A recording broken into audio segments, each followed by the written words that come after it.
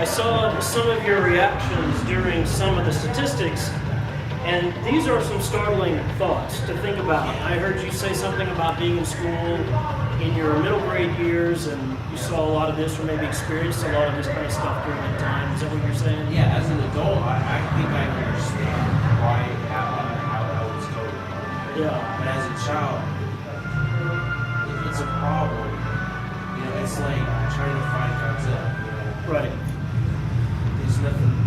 And you're exactly right, and that's a great illustration to describe. If you guys can't hear me, let me know over this. I'll pick up the microphone, but you know, it's like Godzilla. It's like trying to face Godzilla, and we're just the little guy out on the side of the mountain there. You know, how do you take down the big kaiju? You know, I mean, yeah. Go to the right people. And we're going to talk about some of this. That's part of what this panel is about. And being that we're mostly adults in here right now, you know, a lot of times in this kind of panel, there's smaller panels because bullying is it's still a scary issue to talk about. It's a scary issue to hear about. A lot of times we have teenagers, we have kids. I mean, I've worked with kids, families, teenagers for 25 years all over the world.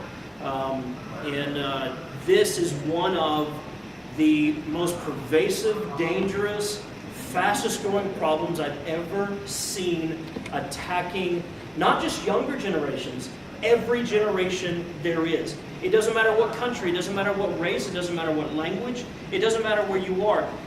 Bullying is no respecter of persons. We were talking before I started this that there's a lot of workplace bullying, corporate bullying. A friend of ours just experienced it. We actually talked with her through some of her pain. At a distance, she was just overwhelmed by the bullying that was taking place in her workplace. Didn't know what to do. What do I do? So I said, you know, first thing, go to your supervisor. First thing, if you can't, you know, go above him or her, go above him or her until you get somebody that's going to listen. And it's like nobody wanted to listen. Same thing is happening in schools. If a student goes to a teacher, a lot of times maybe it's just normal behavior. Maybe they didn't mean what they said. And you know what? A lot of times that's true. Because there is a difference between bullying and just normal, you know, teasing behavior type of thing. But there's a point where it crosses a threshold. I believe we're at a place in our world, in our society, where we have to say, even if it's just normal, acceptable behavior, we need to pay attention to it if somebody's talking about it. Because there is a really good possibility in this day and age that people are crossing the line into bullying. And it has damaging, far-reaching effects in life. And it's just, again, like I said, it's one of those most dangerous, pervasive problems I've ever seen in my life. I've worked with every age group. I've worked with churches as an educator, with nonprofits. I've worked in the corporate sector. I've been a national trainer for Fortune 500 companies. I've worked with Fortune 100 executives. I've worked across the board, big and small. I've spoken to groups as little as one person, as big as 5,000 or 6,000 people standing in a crowd. And here's the thing about it all. It doesn't matter where I've been. It doesn't matter who I've spoken to. It doesn't matter what context.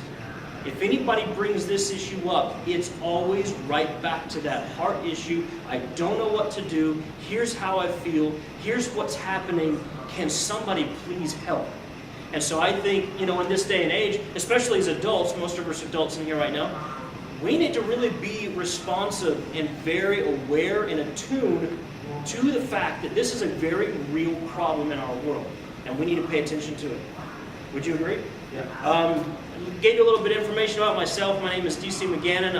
I left the corporate world. I left all that stuff behind about a year ago when we moved here. My son and I began authoring books. We're the author of a fiction series, fantasy series, Charlie Sullivan and the Monster Hunters. It's a 6-book series.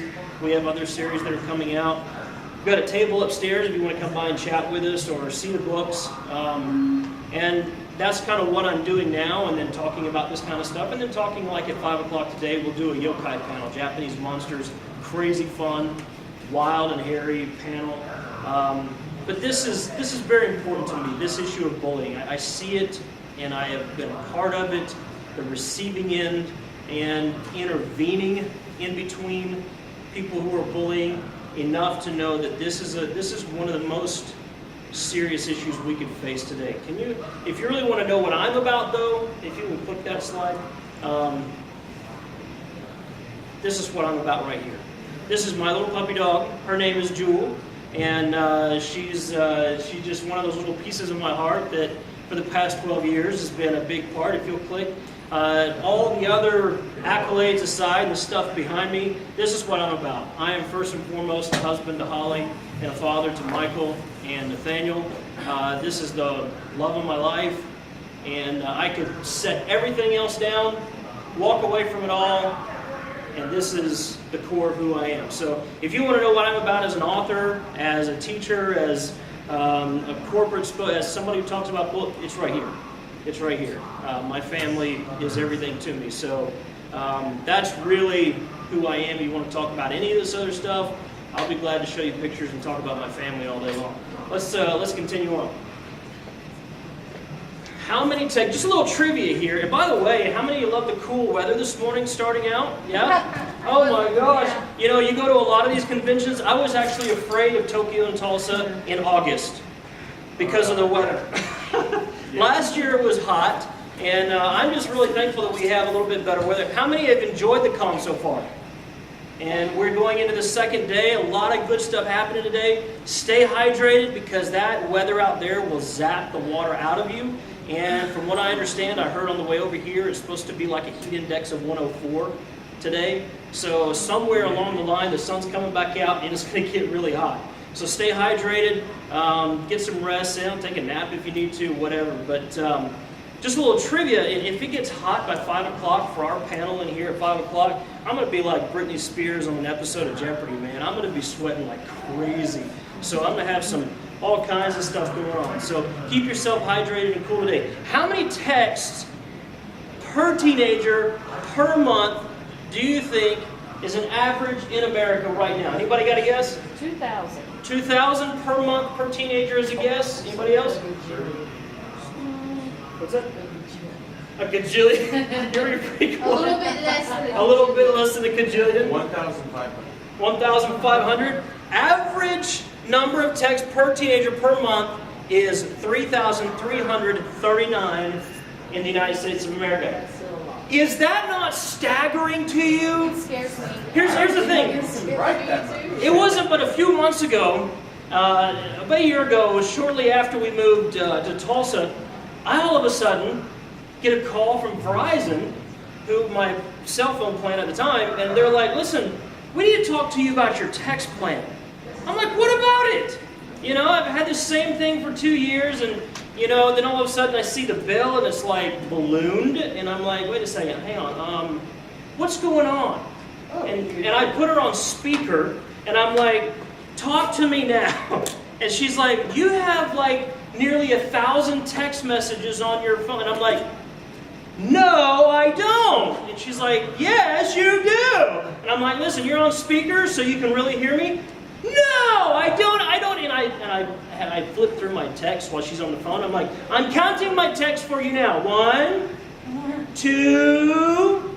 There's like 3.3 texts in my phone, lady. What are you talking about nearly 1,000? She's like, well, what about one of your other phone numbers on your plan? And I'm like, well, my oldest son has a phone on my plan, but he doesn't text anybody ever. And she's like, are you sure? And I'm like, yes, I'm sure. She's like, well, is his number ... And I'm like, yeah. She's like, you better go check his phone. So I go and talk to Michael. And I say, Michael, have you been texting anybody? Yeah. You know all the family members that we've just caught up with since we've moved? And it ends up, he's been texting all of cousins and aunts and uncles since we've been back in Tulsa, just catching up with them. But I thought at the end of that, almost 1,000 texts in a billing period for all these people, and that was outgoing and incoming texts, people just going back and forth. And I thought, that is absurd, that's insane. Who has time to text that much? But then I see this study that 3,000 average texts per month per teenager in the United States. That's a staggering number. And I say that to say this. You can go ahead and click the next one. It's a 100% open rate on text messages.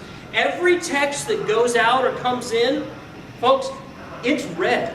It is seen. You may not, or somebody may not reply to them, but that message is being seen. Why do I say this? And we're going to talk about one aspect of bullying in just a minute. It's what I call cyberbullying. Text messaging is opening up a whole new universe in the world of bullying. And with 3,000 texts per month going between the average teenager, with a 100% open rate, do you not think there's a potential for something very serious in that realm? Absolutely. So we're going to talk a bit more about cyberbullying in a minute. Let's go on. One of the things we want to do is clarify. We want to clarify the definition of bullying. Here's the thing. We live in a very confusing society. Yes, you hear a lot of people today talking about freedoms, about rights, about compassion, about understanding, right? You hear a lot of that stuff in the media and people talking about at work or at school. Well, we need to appreciate, we need to understand, we need to have compassion, we need to do this, that. But at the same time, what do we see political leaders doing? What do we see athletes doing? What do we see media personalities doing? They're bullying each other. Just watch an episode of Congress for a day. What are they doing? I'm expecting it to look like, something from the UK at some point where they get up, start yelling at each other and start throwing fists, because it's just, it really is. You see a lot of bullying in the media, in movies and TV, in sports, and then you see these people stand up and say, "Don't bully, it's wrong." How confusing is that message? It's a very confusing message. And it's the society we live in. So I think we have to be very clear and understand what bullying is. We have to be very aware of it and keep it at the forefront of our thoughts and our minds, because it is real. It is happening. It's happening here. As much as we don't like to admit it, and probably Tokyo and Tulsa is one of the safer cons I've ever been to, it still happens. Okay? It's just a reality of life. And like I said earlier, it has far-reaching, damaging effects, and we need to be the people who are willing to help and be a part of the solution. So, definition of bullying. If you go back for me.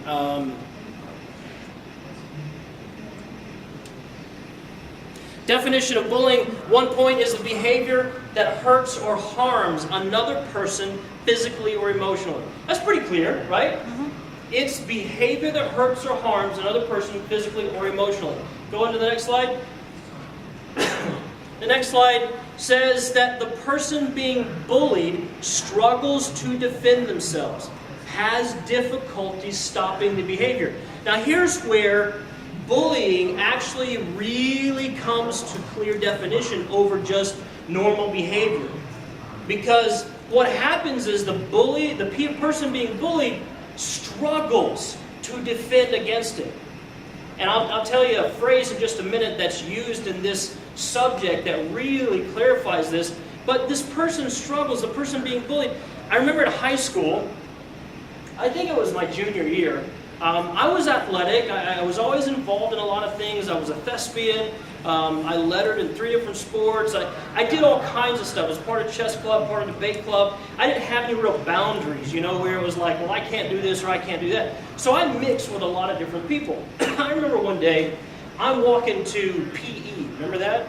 Who remembers PE? What do they call it? Do they call it that here? They still call it PE?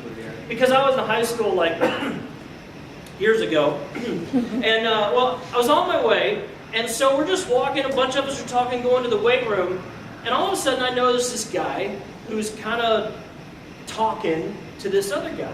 Now the guy he was talking to, if you'll go with me to just in your mind imagine what a movie would consider like a nerd or a geek or your stereotypical, this guy doesn't fit with the jocks type of person, you know what I mean? And back in my high school days, that was very clearly defined. There were no cons to go to, so to speak, where we had a family we could fit into. This guy was a loner, he was by himself, he's on the way to the gym in a long sleeve shirt and a backpack.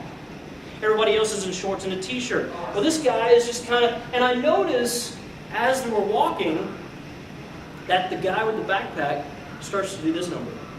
As he's walking, he's hunching more, he's enclosing himself more, and the other guy's getting closer to him, and I see his hands flipping out, wagging his head, running his mouth. I realize what's going on. He's harassing him. He's bullying him. Gets to the point where the guy starts shoving him, starts trying to zip open his backpack and take stuff out. This is all while walking to the gym. And I said, you know what? I'm not going to be part of it. And I probably didn't handle it the right way. And now knowing what I know about bullying and how we can deal with bullying, maybe I would have done it differently. But I was a junior in high school. I saw somebody being hurt. I didn't like it, so I responded. I went over to the guy and I pushed him in the shoulder and said, hey!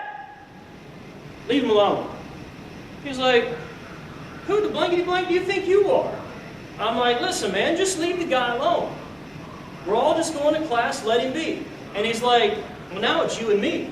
I'm like, listen, you don't want to do that because I'm fluent in like 18 languages and all of them have a martial art. And somewhere in there I know like 3 moves. So please, don't mess with me. And he's like, no, listen, bud, you chose to defend this guy. Now it's you and me. So he comes after me. I get away from him. And he goes back to the other guy. Starts bullying him. We finally get up to like the weight room outside that area. There's a fenced area. And he's just pushing. And I'm like, listen, leave the guy alone. And the other guy's like, no. Leave me. It's okay. I'll be all right. And I'm like, no, listen, dude. You're being messed with. And this guy's doing something that he shouldn't be. And the guy's like, all right, let's go. And he starts swinging. And I'm like, okay. Here we go. I start swinging, and we're just swinging. We finally lock up with each other's heads and arms. And all I remember is that we're doing some kind of dance in fast motion where we're alternating our legs going up in the air. We're swinging each other around in circles, trying to hit each other in the head. And finally the coach comes over and he's like, would you two stop? And I'm like, but coach. And he's like, shut up. And this guy's like, but he, and he's like, shut up. And it really became evident to me that there was an adult who didn't know how to deal with that situation. He knew how to break up a fight, but he didn't know what to do for this guy who was being bullied. I ended up with a black eye. I had the trophy. And for the rest of the day, I got ridiculed for the guy who got beat up in PE. Kind of made me understand a little bit more what the other guy was feeling like, but I really didn't care because I said, you know what? I stood up for something I believed in, for what I thought was right. Later on, that kid came up to me, is like, just, hey man, thanks. You know, you didn't have to, but thanks. There are ways we can respond to bullying, and we'll talk about it in just a minute and go over a couple of ways, but I think it's unacceptable for anybody to stand by and just watch and not do anything. You know, I think it was Martin Luther King Jr. who said, and I may get his quote out of context or words mixed up, but he said something to the effect that it's not the bullies who really do the most harm to us, it's our friends and our peers who stand by and do nothing. And I think it's true. I think we have to respond to this issue. So a person being bullied struggles to defend themselves. Here's the statement. There's an imbalance of power. You know what, if you and I are hanging out and we're just picking on each other, and I'm like, hey, you know, you're good, and you're like, hey, you're stupid, and I'm like, whatever, and we're just goofing off, there's not an imbalance of power going on here. This guy could clearly defend himself against me, and I him, and we're probably friends and just hanging out, right? But when there's another person who doesn't have the physical power, the emotional power, right? The mental power to stand up to the oppression that's coming down, there's an imbalance there. That's bullying. And that has to be stopped. Imbalance of power, I think, is where we really clarify the definition of bullying. Physically, emotionally, socially. Go ahead. 4 identified forms of bullying. Physical, verbal, social, and some people call social covert bullying, and cyber. Go ahead. Here's my rule to apply in every situation, no matter where you are. People first. If you want to address the issue of bullying at the head, you have to go to the person. Bullying, not the bully, or the person being bullied, should be our target. The act of bullying should first be targeted. That has to be stopped. But in order to do that, we have to be able to see each other and see other people through a very different lens. Yes? We have to be able to look at people and say, no matter what the circumstance, no matter what's going on, I look at you and see you as a human being with an intense, immense amount of value. And I appreciate you for that. We can go around to this convention all weekend, right? Look here, we've got 2 cosplayers going on right here, one over here in the back. We can go to any number of hundreds of people and say, look at this. This is awesome. This is awesome. What just walked in the door is awesome, right? But I can also go to you in a shirt and shorts and say, that's awesome too. You know what? We can go to anybody. We have to look at people through a very different viewfinder. Remember those viewfinders where you clicked and the little thing went in circles and you saw different scenes? We have to be able to look at people and say, you know what? You have value. You're important. No matter what, I see you first. If we can say people first and apply that rule, bullying all of a sudden greatly diminishes and begins to disappear. I remember in Walmart, anybody ever shop at Walmart? Sometimes that's a scary place. I was in Walmart, and it was around Christmas time. I'm walking down the aisle, and I see this really big dude. I'm like, probably a good head and a half taller than me, would you say? I mean, this guy was huge, massive, bulk, right? And I just see him in passing. He's one of those guys you don't miss if you pass by. Well, later on, I'm at the cash register, checking out, doing my thing. Well, this guy is 2 cash registers over. He starts yelling at me. He starts screaming at me. Face is just like turning colors, eyes welling up.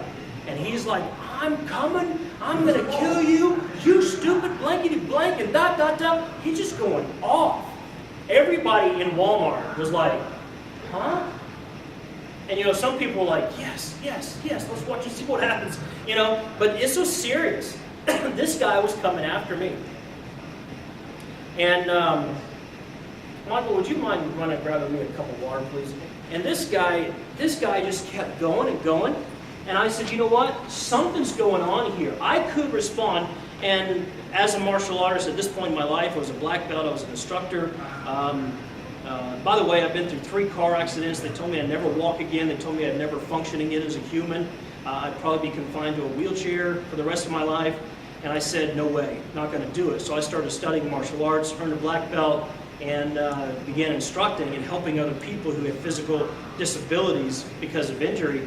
And I said, you know, I could probably handle this situation physically, but I'm keeping this cash register between me and that guy because something's going on, and I may not be able to handle it if this guy really clicks. Well, ends up there's a circle of people that line up behind me, and I hear this guy whisper, stay right where you are. We have you surrounded. We will not let him get to you if he crosses the cash register. And I'm like, that's good. That's good for me. That's good for everybody else. Because I knew I had some backup. Well, ended up what happened was some cashier called the cops. The cops that were on the property came in, took the guy down. He was going off on them. They cuffed him, put him on the floor, took him outside. Don't know what happened after that. As we finished checking out, we went outside. Thank you. And, excuse me. We went outside and saw them talking to him. And I just went over to one of the officers and I said, what happened? He's like, the guy's mother just passed away. It's Christmas time. And you reminded him of somebody who offended him a couple of weeks ago. And his mind just snapped. He said, nothing happened. You didn't do anything. The guy just lost it because he'd gotten such a depression about his mom dying and it was Christmas time and he wanted to buy her a gift. Just snapped. Here's the thing we've got to remember. We don't ever know what somebody else is going through. We don't know what's going on in the head or the heart of anybody else. We really need to be sensitive to other people, right? No matter what the media is telling us, no matter what the confusing messages are coming from sports or the corporate culture or politics, we must look at people in a very different way. To realize we don't know what they're going through, they still have value, and we need to address people in that way. Next slide, please. So let's talk just a couple minutes. I want to go through identifying the physical aspect of bullying: hitting, kicking, tripping, pushing, damaging property. Physical bullying is pretty evident, yeah? We can define that pretty good. Next one. Next one is verbal: name calling, insults, teasing, intimidation, hateful remarks. You'll notice the title says how bullying/violence works. I believe bullying is violence, okay? Violence works this way no matter what kind of violence it is. You put it in politics, you put it in the military scenario, you put it in corporate world, you put it in the context of bullying. This is how violence works no matter where. Name calling, insults, teasing, intimidation, hateful remarks. Next one. Social, I think. Social, or what I said earlier, some people define as covert bullying. To me, this has the potential to be one of the more dangerous ones right now, especially. But damaging reputation, people wanting to start rumors about somebody else. Exclusion, bullying by exclusion. You're on the playground, hey, I want to play soccer. No, you're stupid. You know, excluding that person from an activity. Sometimes called covert bullying. Covert bullying is actually a government term. If you look up some of the bullying websites for bullying, anti-bullying, they call it covert, and here's why. You can walk through the school hallways, right? Group of girls standing over by the lockers, another girl walking by with her books, and what do? And you never hear anything, you never see anything. But the very severe implication is there that something is wrong with that person according to this group of people. It's a social bullying. It's humiliation.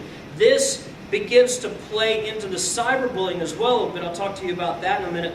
But social bullying is largely unseen. Go to a teacher and say, remember the stat I told you earlier, over 50% of educators have never had any training and don't know how to respond to bullying. Let a teenager in high school go up to a teacher and say, she's bullying me because I think she said this when I passed by. Very hard to put your finger on that. Very hard to do anything about it. But that young lady goes home and things begin to twirl in her mind. Maybe she begins cutting. Maybe she gets severely depressed and begins to act out in other ways. I work with an organization. Anybody ever heard of To Write Love on Her Arms? Anybody ever heard of that? I actually helped start that organization. It is devoted entirely to young people who are going through depression, who are cutting, who don't have the resources to help overcome those things. So I've seen some of this firsthand. These people walking down the school hallways. By the way, girls more likely to engage in social bullying and cyberbullying than boys. Boys more likely to engage in physical bullying and sometimes social as well. But they all cross the lines, but it's just kind of a generality. Next one is cyberbullying. Cyberbullying, how many of you could agree with me that this is so dangerous? Remember those text messages I told you about, average 3,000 of them being opened every month by one person? Cyberbullying is considered to be overt or covert bullying behaviors using digital technologies. Facebook, Twitter, Pinterest, texting, what would you say? Tumblr. Any kind of social network stuff going on out there, but not just that. That is the only kind I have never seen because I just stay away from that. But it's there. I think it's 1 in 3 students right now have been cyberbullied. There's about 75% of students who are being cyberbullied right now who never tell anybody. It goes untouched. It's very hard to detect, but it is very real, and it has very damaging. So cyberbullying actually can cross over all the lines, physical, social, emotional, all those different types of bullying. Cyber kind of pulls it all together. And with the day and age in which we live, how many of you know that's just going to grow, right? So let's go on. These are some of the identified types, but all of these types are based on fear. All bullying is based on fear. In order to deal with bullying, you must face the fear. Next slide. So let's face the fear. Next slide. Change must first take place inside. Now I'm going to share with you some ideas and techniques on how to deal with bullying. And if you are being bullied or have experienced that and need help with this, this is for you. If you're an adult who sees bullying take place, or a friend who sees bullying take place, these things are going to help you deal with this and help to intervene. And I'll say this up front. Violence, physical reaction should be the last option you engage in. Only if it is really severely threatening your person, harming your person, or you're under threat of death. I'll talk about in a minute. We talk about awareness in the martial arts. We have kind of like a green light, yellow light, red light system. If it's a green light threat, I can get away. If it's a yellow light, well, maybe I need to take some action, but I'm going to try to get away. If it's a red light, you're in harm's way, and you need to protect yourself. So that's kind of an idea. But change must first take place. Now, you look at me and you're like, so what do? Sit in a circle and repeat Zen mantras? Is that how we change first on the inside? No. This is about self-knowledge. Next slide, please. Self-knowledge. How you view yourself, how you understand yourself, who you believe yourself to be, leads to inner power, leads to confidence, and leads to the resources that you need to face the fear. Boundary setting and communication skills. Can I get a volunteer real quick? Come on up. What was your name again? Ricky? Ricky? Everybody give a hand to Ricky. Yeah! Everybody loves Ricky. I need to get a shirt. Everybody loves Ricky. You can wear it. But only you can wear it because I'm not Ricky. So, one of the things we need to be aware of is safety. And the other thing I'll talk about is eye contact, hand, body language. But I want you to put yourself in a situation. Imagine Ricky walking through the hallways of school, right? Let's walk through the hallways of school. How do you walk through school? I do it like this. How do you walk through school? Don't worry about it. So, we're walking through school. Maybe Ricky, maybe in this scenario, you're somebody who's been bullied, like every day, by a certain group of people, kind of picking on you when you walk through a certain hallway. Let's just imagine that, right? We're thinking safety here. How do you, Ricky, you guys feed back to me, how does Ricky avoid the situation and get away from bullying before it ever begins? You got to think safety. What are some of the ways we can do that? I generally keep to myself. Keep to yourself, but that might not help because you're keeping to yourself anyway. These guys are picking on you. They're calling you names. Maybe they're trying to get to your books or something. Move faster. Move faster? It's a possibility. Take a different route. There's a big issue right there. What were you going to say? Have confidence in yourself and like you know you can handle whatever they're going to give to you and walk past it. I want you to take a look at what she just did when she said that. Here's a key. What did she do? Did you see her? Well, you're up here with me. You didn't see her? He wasn't watching. What'd she do? She says, you need to have confidence. She sat up straight. She leaned forward. There was a confidence in her presence and in her position that said, I don't think I want to mess with that woman today. So Ricky's walking down if I'm walking down the school hallway like this, or I'm like, you know what? Open target. People are going to say, hey, closed off, maybe shy, maybe, let's pick on that person. But, It's probably how it worked when I was younger. yeah, I didn't do that because I had confidence, because I was thinking about you're thinking about other stuff. Yeah, your mind was in other places, and, and that happens, but that's still a targetable position, if you will, of your body. Your body language is not saying safety. Your body language is not speaking confidence. Put the shoulders back, head up, guess what?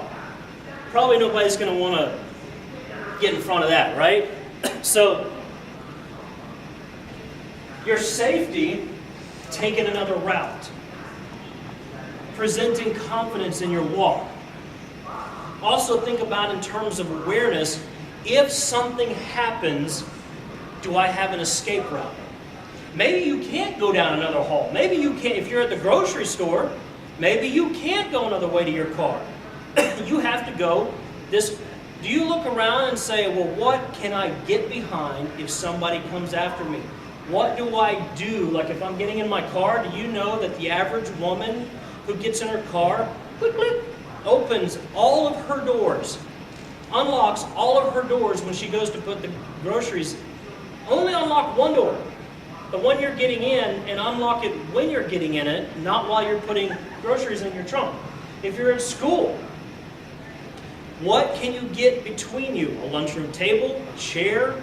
Can you slip into another classroom? Is there an adult that if you see the bully coming after you, you go, oh, Miss Smith, did you get my...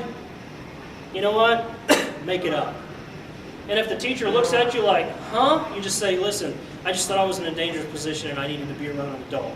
When I was a kid, I basically spent my school life, just avoiding it. It doesn't work. No. It doesn't. Matter of fact, avoiding people will actually attract the wrong kind of people. They'll come after you. So think safety. Now, eye contact, hand body language, that's the next thing up there. This is huge because if you're in a situation and you can't get out of it, like say I come up and I'm like, Ricky, man, what's up? Boom. You know, and I'm all up in your face. What would you do to me? Boom, Ricky, what's up? Oh, he's going to throw some judo on me. I'm going down. And that may be an issue, but here's something very simple. Eye contact. Look me in the eye. You look me in the eye, I'm thinking twice. Because you are looking through windows that I don't want you looking in. So you're going to think differently. Here's the second thing. Put your hands up. Stop. See what I mean? There's a confidence thing. Somebody coming after you, stop. I don't like the way you're treating me and I want you to leave me alone. Use your hands. Here's 2 reasons why. It's a barrier. It breaks the mental process of what's going on in that person's mind about what they want to do. And it also readies you if you have to use your hands. Come after me like you're going to bully me. Stop. Who's got the advantage? I can easily move in if I'm skilled in that or I learn something. If nothing else, I can at least create a distance and get away. My first thought is always, how do I get away from the danger? But stop. Look them in the eye. Use your voice. Use your voice. When you see a child that's in trouble, what do? They scream, right? They yell. Mommy, Daddy, fire, help, stop. We do the same thing. Adults will respond to it. Teenagers will respond to it. Stop! Huh? Whoa. It breaks the mental pattern, but it also gives you confidence and shows confidence.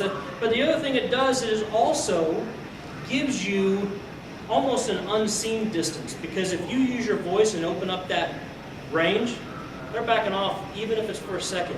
You may only need a second to get away. So let's practice that. Here's the thing, adults, if you have the opportunity, teach children, teach teenagers, teach other adults how to do this kind of stuff, and practice it. It may seem silly, but this saves lives. So I'm coming after you. Stop. Well, let me get that close. Go ahead. Stop. Oh, yeah, see? He didn't give me enough time to get to him. And he was actually, when he did that, he put his foot forward. And I was like, whoa, this dude, he's got some whoa, whoa, whoa. You know? So, hand, eye contact, body language, your confidence, the way you present yourself. If it's still coming after you, you may have to take action. Create a path. But always look for that safety, that way out. What can I put between us? You know what? It may be your book bag. I may have my book bag on my shoulder.